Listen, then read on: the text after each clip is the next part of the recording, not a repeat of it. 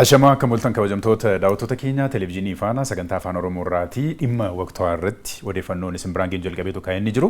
Keessattuu yeroo nuti amma keessa jirru hordoftoota amantaa kiristaanaa Ortodoksii Tawaahidoo Itoophiyaa biratti yeroo soomni guddichi Faasigaatti soomamaa jiru sana wajjin wal qabsiisee odeeffannoowwan amantichaa wajjin wal qabatanii fi duudhaalee achi keessa jiran irratti abbaa amantaa istiidiyootti affeerreetu kan jiru. Keessumatti immoo yeroo soomni guddaan Faasikaa kun yookaan immoo soomni guddichi yeroo soomamu kanatti torbeewwan kunneen moggaasni maqaa ba'ee fi akka barsiisa mana amantaa Kiristaanaa Ortodoksii Tawaahidoo Itoophiyaatti haala kanaatiin kan isaan yaadatamaa deemanii warreen kana keessaatti muraasa isaanii ilaallee duudhaawwan achi keessatti barsiisawwan amantaa akkasumas immoo sirnoota amantaa achi keessatti raawwatamanii waliin isin biraan kan geenyu ta'a jechaadha. Dhimma kana irratti yaada dabalataa fi akka barsiisa mana amantichaatti odeeffannoo kan nu kennanii Diyaaqoon Dassaaleen Tolasaati kan jedhamanii mana amantaa Ortodoksii Tawaahidoo Itoophiyaattis lallabaa wangeelaati isaan waliin turmaata taasisnaan waliin turaasanii jenna barsiisa bara ganagaan dhuftanii.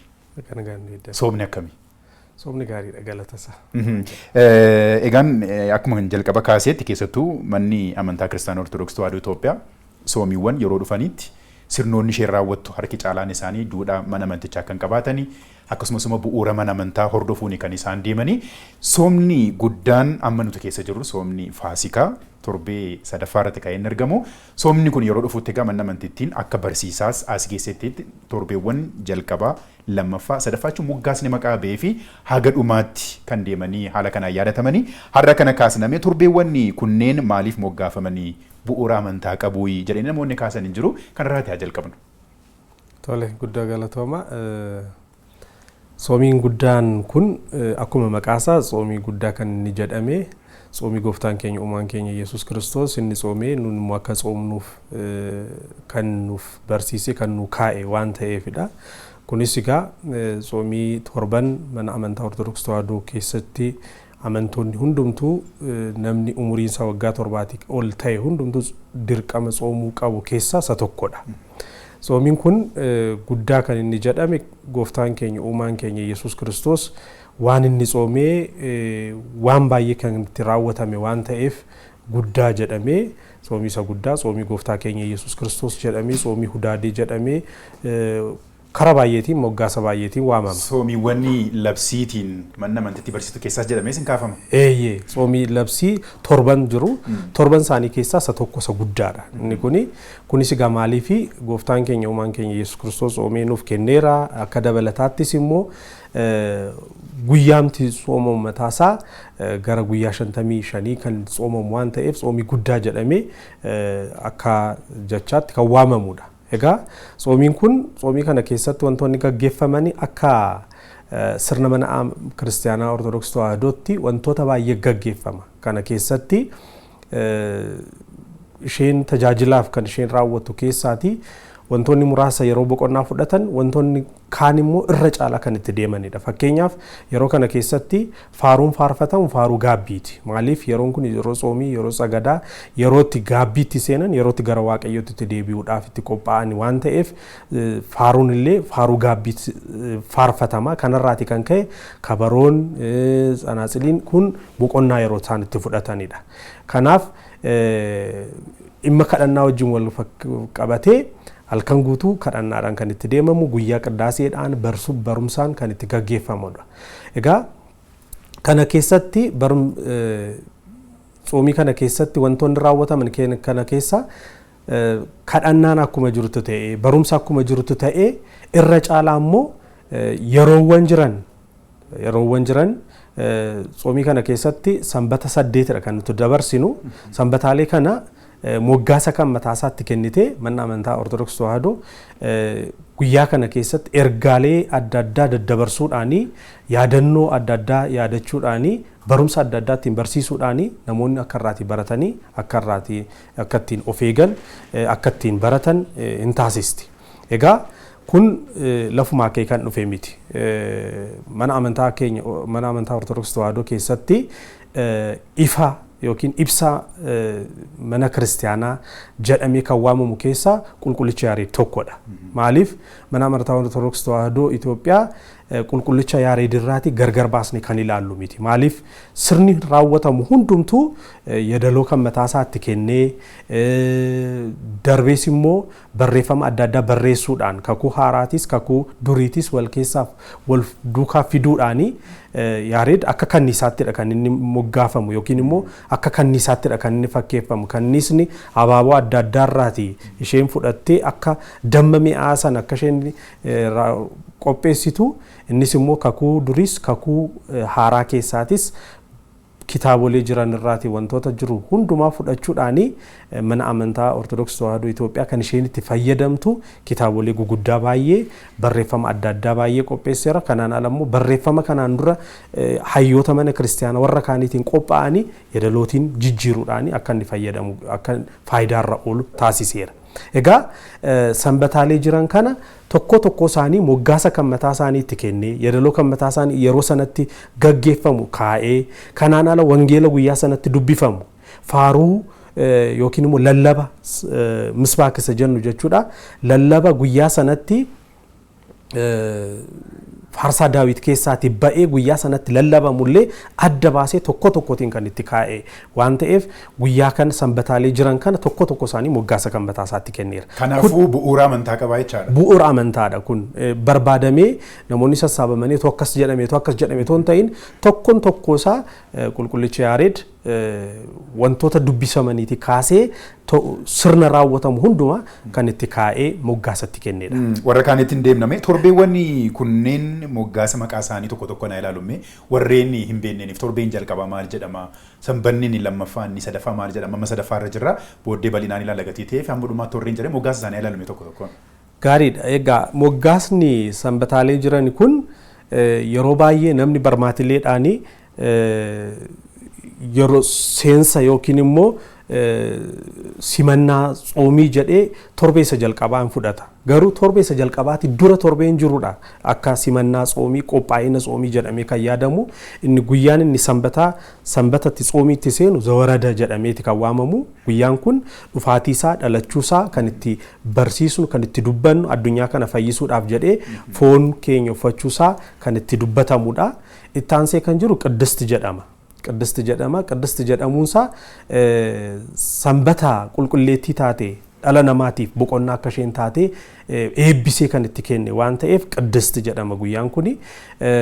Torbeen inni sadaffaa Mukuraabidha. Torbeen nama jirru torbeen kanu Mukuraab jedhama. Kun immoo mana kiristaanaa yookiin immoo Mukuraabiin kakuu durii keessatti waaqayyoon waaqeffachuudhaaf sagalee waaqayyoo dhaga'uudhaaf sagalee waaqayyoo hiikanii barsiisuudhaaf kan itti fayyadaman Mukuraab jedhamee waamama. Namoonni maatiin 10 fi amma 15tti kan ta'ani kan itti sassaabamanidha. Mana qulqullummaa yookiin beeta maqdas ni jennu immoo ayyaana guguddaatiif bakka itti sassaabamanidha. Kanarratti bakka kana namoonni yeroo sana jiranii mana amantaa mana waaqayyoon itti waaqeffatamu waan tureefi guyyaan itti qulqulleessedha. Mana nagadaa godhanii turan. Mana nagadaa taasisanii turan. Booda irratti itti dhufna kan kanaan kan yaadatamudha. Ittaansee kan jiru Matsaaguu jedhama. Matsaaguu kan jedhamu nama Wangeela Yohaannis boqonnaa 5 irratti kan jiru nama waggaa 38 siree irratti dhukkubsatee ciisee ture guyyaatti fayyisedha. Matsaaguun maqaa namicha sanaa miti yeroo baay'ee maqaa namicha sanaatiin jedhameeti kan waamamu. Matsaaguu jechuun dhukkubsataa jechuudha. Matsaaguun garuu guyyaatti dhukkubsataa sana fayyise waan ta'eef fayyinni waaqayyoo guyyaatti himamudha. Ittaansee kan jiru Dabra Zayit jedhama. Guyyaan kun gooftaan keenya Yesus Kristos Dabra Zayit yookiin tulluu ejersaa bakka jedhamu sanatti waa'ee dhufaatiisaa mallattoo dhuma biyya lafaa barattoota isaatiif guyyaan itti barsiisee guyyaan itti himedha. Guyyaan kun immoo guyyaa dhufaatii gooftaa keenya uumaa keenya Yesus Kristos guyyaatti yaadatamudha. Ittaansee sanbanni jiru Gabri'eel jedhama. Gabri'eel jechuun maal jechuudha? Tajaajila amanamaa jechuudha. Kunis namoonni tajaajila keessa jiran akkaataa akkamiitiin amanamuudhaan yabootti kenname imaanaatti kenname akkaataa isaan ba'uu itti qaban kan itti barsiisamudha guyyaan kuni. Ittaansee kan jiru Niqoodimoos jedhama. Niqoodimoos namni jedhamu kun mudama nama qabu mootummaa keessatti ga'ee kan mataasaa kan qabu guyyaa dhaddacha irratti oolee murtee kennaa bulchiinsa ajaja guguddaa kennaa kan oolu galgala garuu halkan gara gooftaa keenya uumaa keenya Yesuus Kiristoos dhaqee kan barachaa turee fi boodarratti gooftaa keenya uumaa keenya Yesuus Kiristoos foonsaa fannoo irraatii fuudhee amma awwaalutti nama ga'e waan ta'eef guyyaa namni kun itti yaadatamudha. Sanbanni itti aanee jiru Hosaanaa jedhama. Hosaanaa kan guyyaan itti jedhamu maqaa Waaqayyootiin kan dhufu inni kan eebbifamedha jedhamee akkuma dubbatamutti gooftaan keenya uumaan keenya Yesuus Kiristoos xinnaatii kaasee amma guddaatti duddaa harree irratti taa'ee galata guddaadhaan gara Yerusaalemitti guyyaatti galee jedhamee itti yaadatamudha. Inni dhumaagaa tinsaa'ee yookiin immoo du'aa ka'umsa gooftaa keenya uumaa keenya Yesuus Kiristoosiin kan itti yaadannudha. Egaa torbeen hundumtuu kan mataasaa qaba. Torbee dadhabinaa, torbee hamaamaat inni jennu immoo Hosaanaa fi torbee dhukkubbii inni jedhamu Hosaanaa fi du'aa ka'umsa gidduu kan itti himamudha. Torbeeleen jiran kun sanbataaleen jiran kun akka kanatti kan waamamanidha. Kan amma nu keessa jiru torbeen sadaffaa Mukuraab jedhamee moggaafamee maqaan isaa itti waamame abbootiin amantaas haala akka kanaatiin kan yaadatanii ta'uu isaati kan kaasne jiru sanaa ilaallume. Torbeen inni sadaffaa Mukuraab jedhama. Mukuraab akkuma sila kaaseetti kan waamamtu yookiin immoo hundeeffamni sababni isaa maal jedhaa gooftaan keenya uumaan keenya Yesuus Kiristoos gara Mukuraabitti seenees isaaniin barsiisee jedha. Mukuraab bakkatti sagalee Waaqayyoo barachuudhaaf, sagalee Waaqayyoo hiikanii barsiisuudhaaf, sagalee Waaqayyoo dhaga'uudhaaf namoonni bakkatti sassaabamanidha. Kunis maalidha? Maatii 10 amma 15 kan ta'an bakkatti sassaabaman dhiyoo isaaniitti bakka Waaqayyoon itti waaqeffatanii jedhametti taa'amudha. Guyyaa kanatti gaa maaltu ta'eera yeroo jennu wangeela Yohaannis boqonnaa 2:12 irratti akkuma ilaallutti gooftaan keenya uumaan keenya Yesuus Kiristoos gara Mukuraabitti seenee jedha. Yeroo gara Mukuraabitti seenu sanattis maal arge jedha? Namoonni Mukuraab keessatti argaman sun mana Waaqayyoo, mana itti Waaqayyoon waaqeffamu sana keessatti yeroo isaan nagadan beeladoota adda addaa, albuudaalee adda addaa bakka sanatti ka'anii yeroo isaan nagadanii arge jedha. Yeroo kanattis maal godhe jedha? Waan isaan diriirsanii gurguraa turan sana galagashee mana sanas immoo manni koo mana kadhannaa, manni koo mana Waaqayyo jedhamti malee isaati mana nagadaa miti jedhee isin garuu mana nagadaa taasistaniittu, mana namoonni saamtonni bakkatti baqatan bakkatti dhokatan taasistaniittu jedhee mana kadhannaa sana guyyaan itti qulqulleesse, mana Mukuraabii sana guyyaan itti qulqulleessedha kan itti yaadatamu. Egaa kun waa lamadha. Yeroo yaadannutti guyyaa kana yeroo yaadannutti waan baay'ee kaasne kan ilaalludha. Maaliif manni koo mana qulqullummaa jedhamti malee mana nagadaa miti. Manni qulqullummaa yeroo jedhamu waan sadii kaasne ilaalla. Kiristaanni tokkosaa mana kiristaanaa jedhamee waamama. Mana Waaqayyoo waan ta'eef teessoo Waaqayyoo mana Waaqayyoo jedhamee waamamuuf walitti dhufeenya gurmaa'inni sassaabamuun kiristaanotaa mana kiristaanaa jedhamtee waamamti. Dhumarratti immoo gamoon mana kiristaanaa jedhamee waamama. Gamoon tokkoo fi manni qulqullummaa gargareedha. Manni qulqullummaa tokko gamoon tokko mana qulqullummaa ta'uu danda'a. Manni qulqullummaa hundumtuu garuu gamoo ta'uu hin danda'u. Maaliif eebbifameera, qulqullaa'eera waan ta'eef. Kanaafidha manni koo mana kadhannaa jedhamti kan jedhame. Kanaaf guyyaa kanatti maaltu yaadatama yeroo jennutti mana kana qulqulleesseera. Mukuraabiin qulqulleessee Mukuraab keessaa saamtota, daldaltoota ari'ee baasee mana isaa qulqulleesse jedhamee kan itti yaadatame waan isaan yeroo sanatti raawwatan dhiisnu duwwaa miti. Mana qulqullummaa yookiin mana qulqullummaa kan jedhame mana kiristaanaa kan jedhame qaama nama tokkooti jenneerra.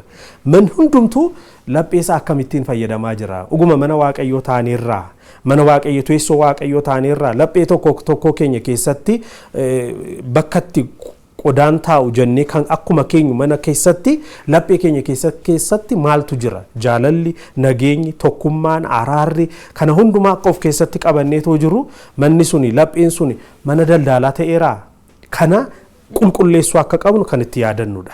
Gama kaaniin tokkummaa keenya keessatti sassaabamuu keessatti tajaajilli jira, walitti dhufeenyi jira, ilaaf ilaameen jira, wal duukaa sassaabamuun jira. Kana keessatti nageenyi jira, jaalalli jira, wal gargaaruun jira, wal dhaga'uun jira. Kana ilaallee yoo kana ta'uu baate akkuma abbaan sassaabamuu sana qacceesaa kaasuu dura nuti immoo qulqulleessuu akka qabnu kan itti ilaalludha.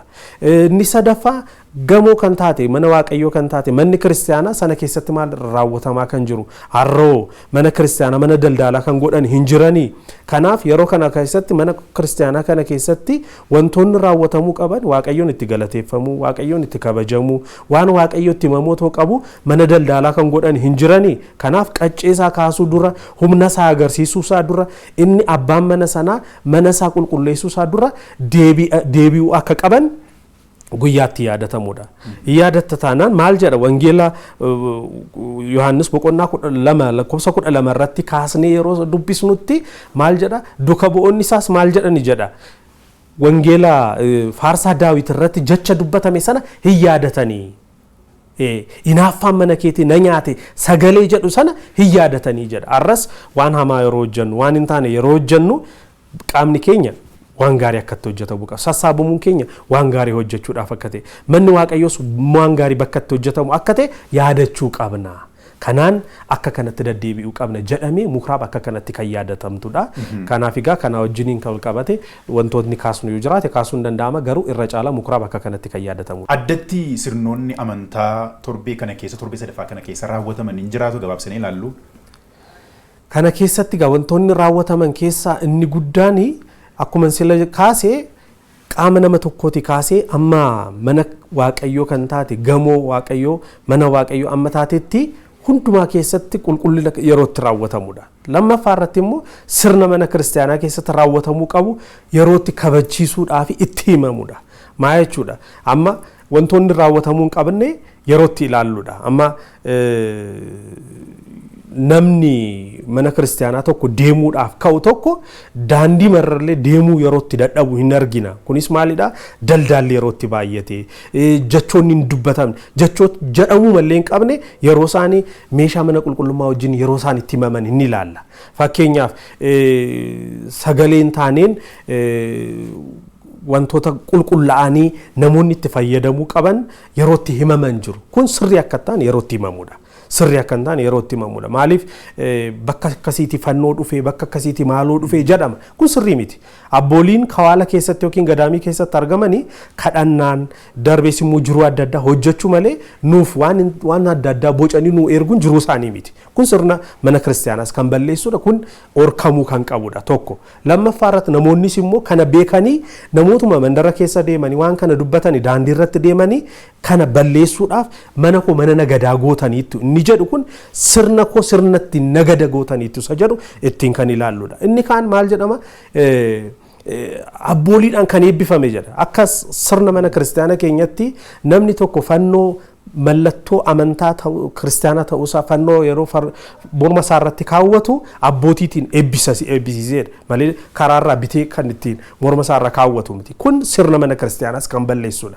Adeemsa keessatti kan ilaalamudha. Kanaaf kan kana fakkaatan daldalaa wajjiniin wal qabatanii manni kiristaanaa keessatti duwwaa kan argaman duwwaa kan raawwataman sirnoota adda addaa namoonni daldalaatti yeroo itti fayyadaman yeroo sanatti guyyaatti kun ta'uu hin qabu jedhamee yeroo itti himamudha. Guyyaan kun torbee kanatti manni kiristaanaa sirna ishee yeroo itti kabachiisuudhaaf itti himtudha torbeen kun.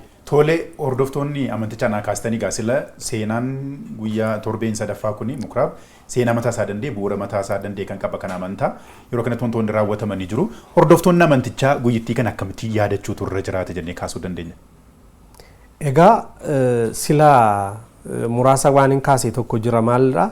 Barattoonni Kiristoos maal taasisaniiru jedha. Yeroo gooftaan keenya uumaan keenya Yesuus Kiristoos yeroonni mana mukraabii sana mana qulqullummaa sana yeroonni qulqulleessu sanatti humna maaliitiin kana raawwatta jedhanii yeroo isa gaafatanii namoonni naannoo sana jiranii inni humna mataa kootiin humna abbaa kootiin kana raawwadha jedhee isaanitti himee ture. Kunis maalidha? Maal agarsiisa? Tokkoffaa gurgurtaa sana beeladoota adda addaa wanta sanatti mana sana keessatti hoolaa sangaa gurguramuu isaa sana toon ta'in irra caalaa maal nu yaadachiisa? Kakuu durii keessatti aarsaan dhiyaatu hoolaan sangaan maaloon aarsaa ta'ee dhiyaata. Kana booddee garuu aarsaan sun hin jiru. Aarsaa kan ta'ee kenname aarsaan hoolaan bara baraa fannoo irratti nuuf fayyinaaf kan nu kenname gooftaa keenya uumaa keenya Yesuus Kiristoos ta'uusaa yaadachuun nurraati barbaachisa. Tokko kanadha. Lammaffaa immoo yeroo tokkummaa keenya keessatti dhuunfaa keenya keessatti sassaabamuu mana kiristaanaa keessatti barattoonni isaa sagalee isaa yaadatanii akkuma jedhame daddeebii sana keessatti wantoonni raawwatan hundumtuu sagalee waaqayyoo wajjiniin hin deemaa, sirna mana kiristaanaa wajjiniin hin deemaa, safuu namaa wajjin illee hin deemaa jennee yaadachuun nurraati barbaachisa. Wantoota raawwannu maaliif namni sun maal jedha nama hamaa ta'e sanatti dubartiin sun daddeebitee rakkisna maal jedhe yoo mallee waaqayyoon sodaachuun dhiise yoo namallee qaana'uun dhiise jedhee miti kan dubbatu. Namni adeemsa isaa keessatti waaqayyoon sodaachuu nama qaana'uu qaba, safuu qabaachuu qaba. Kanaaf yeroo daddeebinu keessatti wantoonni raawwannu hundumtuu akka sirna mana kiristaanaatti duukaa hin deemaa jennee yaadachuu nurraati barbaachisa. Maaliif abbaan mana sanaa yeroo isaa eeggatee humna isaa yerootti kaasu, aangoo isaa yerootti kaasu, yerootti mana isaa qulqulleessu jira waan ta'eef sana dura garuu qalbii jijjiirrannaadhaan yeroo kana caalaa hin jiru of sirreessuudhaaf, of qulqulleessuudhaaf, qalbii jijjiirrachuudhaaf, gara lapheetti deebi'uudhaaf, gara gaarummaatti deebi'uudhaaf yeroo kana caalaa hin jiru waan ta'eef humna isaa qacceen sun ka'uusaa dura of sirreessuu akka qabnu kanattiin yaadachuu qabnaa jechuudha. Inni kaan mee akaasnu manni amantaa baay'een isaanii kan kiristaanaas haa ta'u kan amantaa warreen kan warra musliimaas haa ta'anii duudhaan isaan barsiisanii duudhaawwan gaggaariin hin jiraatu. Baay'een isaanii immoo dubbatama. Addatti garuu yeroo soomni dhufuutti duudhaaleen warreen sila kaasan harki caalaan isaanii inuma jabaatiyyuu kadhannaan kan durii caalaa baay'ee jabaata. Yeroon itti wal gargaaran waan qaban irraati walii qoodan kan durii caalaa hin jabaata. Duudhaalee kunneen immoo haa ilaalame mana amantaa kiristaanaa Ortodoksii Tawaahidoo Itoophiyaa keessatti soomni guddichi Faasikaa halkan soomamus kaasnee gaafa ilaallu soomiimoon warreen kanarraati guyyaa 55 jechuun guyyaa guddaadha. Wantoonni lagatamanii kan durii irraati baay'ee jabaatu warreen sanarraati kaasnee immoo haa ilaallume. Egaa soomii kana keessatti irra caalaa soomii guddaa kana keessatti wantoonni raawwataman sirnuma mana kiristaanaa keessaati kaasnee yeroo ilaallutti wanti jiru sa'aatii 24 guutuu wantoonni gaggeeffaman jiru. Maaliif halkan kadhannaadhaan sa'aataatiidhaan bulama, ganama kaasee immoo ganama kidaaniin jira, guyyaa irratti barumsi wangeelaa qiddaasee duran kennama, sa'aatii 6 kaasee qiddaaseen jira, galgala barumsi wangeelaa jira, sa'aatii 24 tajaajilli itti fufa. Kana irratti immoo namoonni hin soomu, dadhabaa hin gargaaru, kan qaban irraa qoodanii namaaf hin kennu, hin kadhatu, hin sagadu, kana hundumaa hin raawwatu. Maaliif kun irra caalaa maaf jabaatee itti deemama yookiin immoo namnis immoo irra caalaa yeroo kana maaf irra caalaa fayyadama yeroo jennu yeroo nyaannee dhugnee wanta hundumaa raawwachuudhaaf yeroo waan gaarii hojjechuudhaaf yeroo kaanutti namoonni maal jedhu abbooliin kan beela'e caalaa isa quufeef gaddaa jedhu. Maaliif yeroo quufnu yeroo namni nyaatee dhuguu waan afuuraa ta'e yaadachuudhaaf ulfaataadha. Gara afuuraatti, gara yaada afuuraatti, gara dadhabaa gargaaru, gara sabbeela'ee yaadachuutti namni yeroo beela'uudha kan beela'e kan yaadatu. Namni yeroo dadhabuudha kan dadhabe kan yaadatu. Namni yeroo keessa isaati waan dhabe yeroo jiruudha isa dhabe kan yaadachuu danda'u. Yeroo kana ta'u foon dadhabaa afuurri namni keessa jireenya afuuraa namni qabatee jiru immoo inni jabaachaa yeroo dhufu waan gaarii hojjechuudhaaf waan gaariidhaaf yeroo inni itti jabaatu yeroo inni gara waaqayyotti itti siqaa dhufu yeroo kitaabolee afuuraa irra caalaa dubbisaa dhufu yeroo kadhannaa isaatti jabeeffachaa deemuudha. Yeroon kun amantaa kamii keessattiyyuu yeroon kun maaf jabaata akkuma ati jette foon hin dadhaba. Jiruu foonii yeroo sanatti dadhabaadha kan inni deemu. Kanaaf immoo yeroo kana keessatti namni hundumtuu immoo yeroo kana xiyyeeffatee karoorfatee yeroo kanatti fayyadamuu qaba. Kabajamtoota daawwattoota keenya televezyiinii Faanaa sagantaa afaan Oromoo irraatii keessattuu moggaasa torbeewwan sooma Faasikaa keessatti argamanii fi hiikoowwan isaanii sirnoota achi keessatti raawwatamanii fi hordoftoonni amantichaa immoo maal gochuutu irra jiraata kan jedhu irratti yaaddi bal'aa simbiraan keenya kana gahuunatti daawwattanii fakkaatu ture. Barsiisaa Dassaalenyiin odeeffannoo nu biraan ga'aniif guddaa galateeffannaani. Naqaachuu Alamaaram ture galatooma.